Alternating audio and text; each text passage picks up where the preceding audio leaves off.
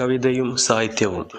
ഗസലുകൾ മുതൽ കടങ്കഥകൾ, ആക്ഷേപഹാസ്യ കവിതകൾ വരെയുള്ള വിഭാഗങ്ങളിൽ അമീർ ഖുസ്രുവിന്റെ കവിതാ സംഭാവനകൾ വളരെ വലുതും വൈവിധ്യപൂർണവുമാണ്.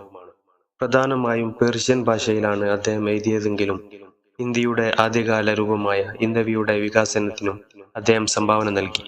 അദ്ദേഹത്തിന്റെ ദ്വിഭാഷാ വൈദഗ്ധ്യം പേർഷ്യൻ ഇന്ത്യൻ സാഹിത്യ പാരമ്പര്യങ്ങളെ ബന്ധിപ്പിക്കാൻ അദ്ദേഹത്തെ അനുവദിച്ചു. സാമൂഹികവും ഭാഷാപരവുമായ വേർതിരിവുകൾക്കപ്പുറത്തുള്ള പ്രേക്ഷകർക്ക് എളുപ്പത്തിൽ മനസ്സിലാക്കാവുന്ന ഒരു കൃതി സൃഷ്ടിച്ചു. അദ്ദേഹത്തിന്റെ ഏറ്റവും പ്രശസ്തമായ ചില കാവ്യരൂപങ്ങൾ ഇവയാണ്. ഗസലുകൾ. ഖുസ്രോയുടെ ഗസലുകൾ അല്ലെങ്കിൽ പ്രണയത്തിന്റെയും നഷ്ടത്തിന്റെയും ഗാനരചനാ കവിതകൾ അവയുടെ വൈകാരിക ശക്തിക്കും സങ്കീർണമായ പ്രാസപദ്ധതികൾക്കും പേരുകേട്ടതാണ്. അവ പലപ്പോഴും ദിവ്യ പ്രണയം, വ്യക്തിപരമായ ദുഃഖം, നിഗൂഢത എന്നിവയുടെ പ്രമേയങ്ങൾ പ്രകടിപ്പിക്കുന്നു. ഖവാലീസ്.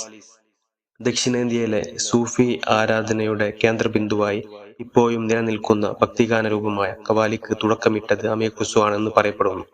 അദ്ദേഹത്തിന്റെ ഖവാലികൾ സമ്പന്നമായ കവിതയെയും താളാത്മകവും ശ്രുതിമധുരവുമായ ഘടനകളെയും സംയോജിപ്പിച്ച് ശ്രോതാക്കളെ ഒരു മയക്കത്തിലേക്ക് ആകർഷിക്കുന്നു. കടങ്കഥകളും ആക്ഷേപഹാസ്യവാക്യങ്ങളും. ഖുസ്രോയുടെ നർമ്മം അദ്ദേഹത്തിന്റെ കളിയായ കടങ്കഥകളിലും ആക്ഷേപഹാസ്യങ്ങളിലും തിളങ്ങുന്നു. അവ ഇന്നും നാടോടി സംസ്കാരത്തിൽ പ്രചാരത്തിലുണ്ട്.